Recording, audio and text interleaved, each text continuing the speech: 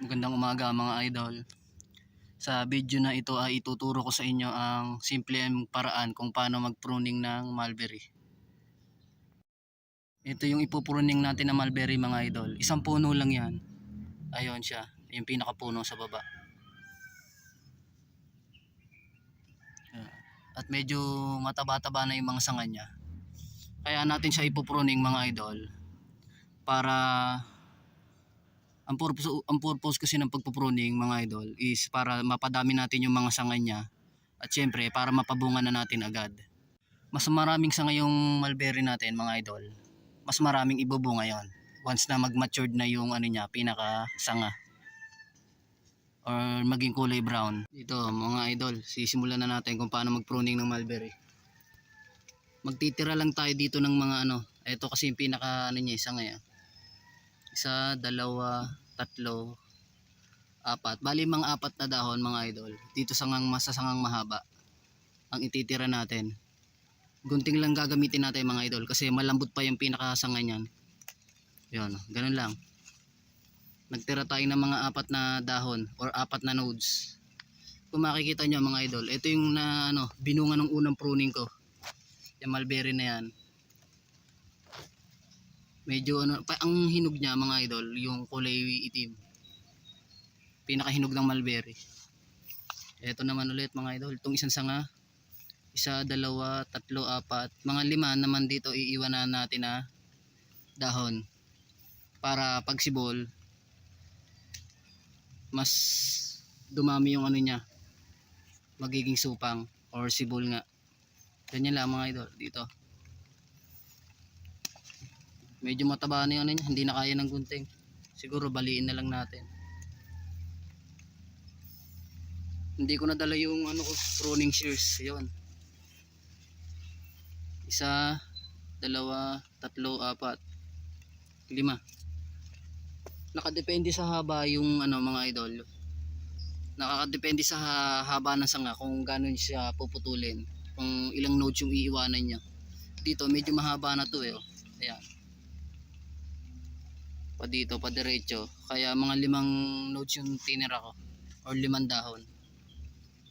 Tsaka natin guguntingin.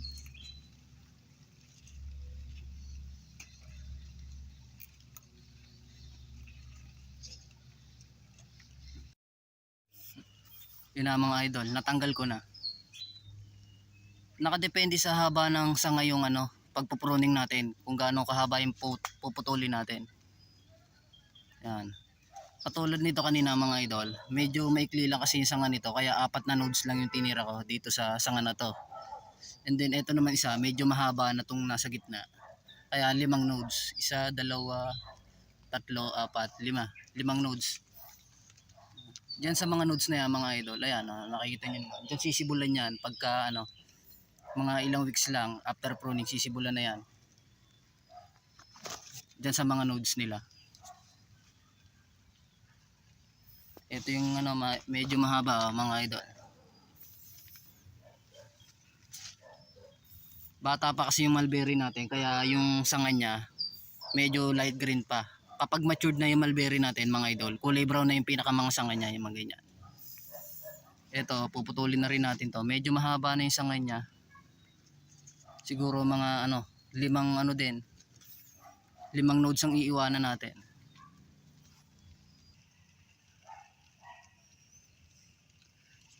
Bilangin na natin mga idol ang nodes. 1, 2, 3, 4, 5. Siguro mga 4 lang mga idol ang gagawin natin. Yan. Yung mga nodes na yan mga idol, ayun yung pinagkakapitan ng mga dahon. Ayan. Itong mga ganyan. Nakikita nyo yung mga ganyan. Ayan. Nodes yan. Ayan.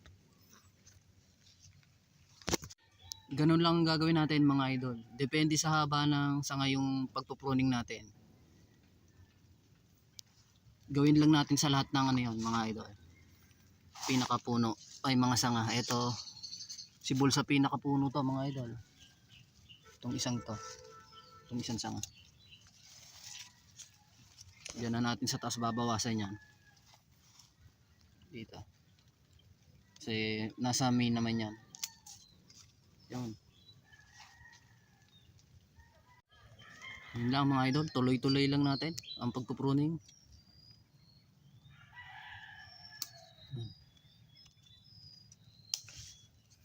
Basta mahalaga may itutubuan siya dyan na supang sa mga naputol natin. Ito naman mula dito 1, 1, 2, 3, 4, 5. Mga 5 nodes ang ititira natin kasi medyo mahaba na siya. 5 nodes. Ito dito.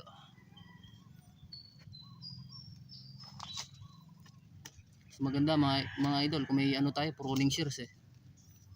Nasira yung pruning shears ko. Tapos yung isa naman hindi ko nadala, bali dalawa yun eh. Tsaga-tsaga muna mga idol sa pagpupruning. Ito naman 1, 2, 3, 4. Ito medyo mataas na rin yung sanga niya eh. Mahaba. Siguro mga 5. 1, 2, 3, 4, 5. Dito.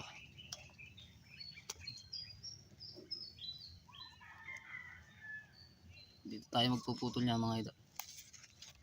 Yan.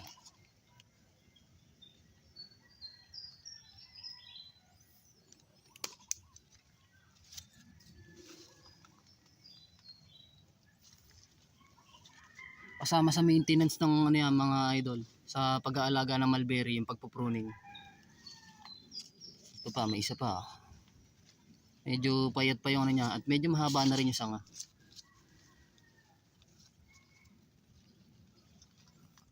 Dito na yan mga idol, siguro mga 5. 1, 2, 3, 4, 5. Mga 5. Ito naman hanggang dito. Medyo may pa, siguro mga ano lang to. 1, 2, 3, 4. Mga 5 rin. Ganun lang din. Yun lang mga idol, ganun lang kadali mag-pruning. Simpleng paraan lang ng pagpupruning ng ano yan mga idol, mulberry. At ayun mga idol, tapos na tayo mag-pruning. Ito na lahat yung napag-pruningan natin. Ayan mga idol, kung may mga alaga kayong manok or bibe, pwede nating ipakain sa mga alaga natin na bibe or manok. Yung mga dahon na mulberry na yan, kinakain din nila kasi yan.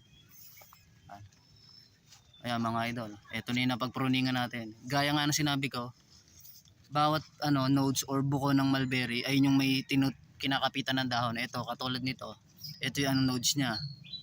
And then katulad nitong isang to, ito yung pinaka nodes niya. Yung nodes makikita niya mga idol, ayan. Yung ito, itong may buko na yan, sisibulan yan. Naka-ready na, yung nasa gitna na yan. Ito yung pangatlong nodes, ito yung pang-4. Ayan mga idol, nakita niyo na may nasa gitna na yan. Sisibol yan mga idol. Yung mga nodes sisibulan dyan sa gitna na yan. Yan.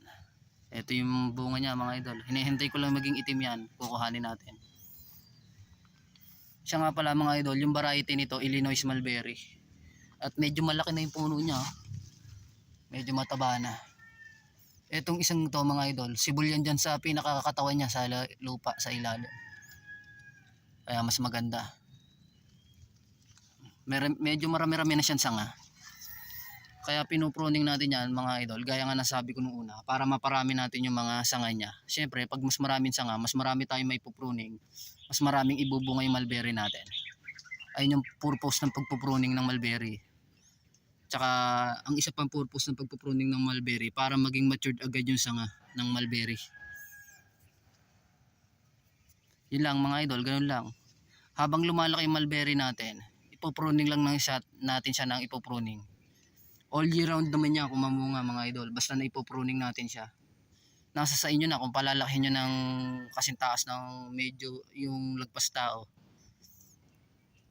Pwede naman makuha yung bunga nung gagawa na lang tayo ng tungtungan. Yun lang mga idol, sana nakatulong sa inyo tong simpleng paraan ng pagpupruning. And see you sa next video.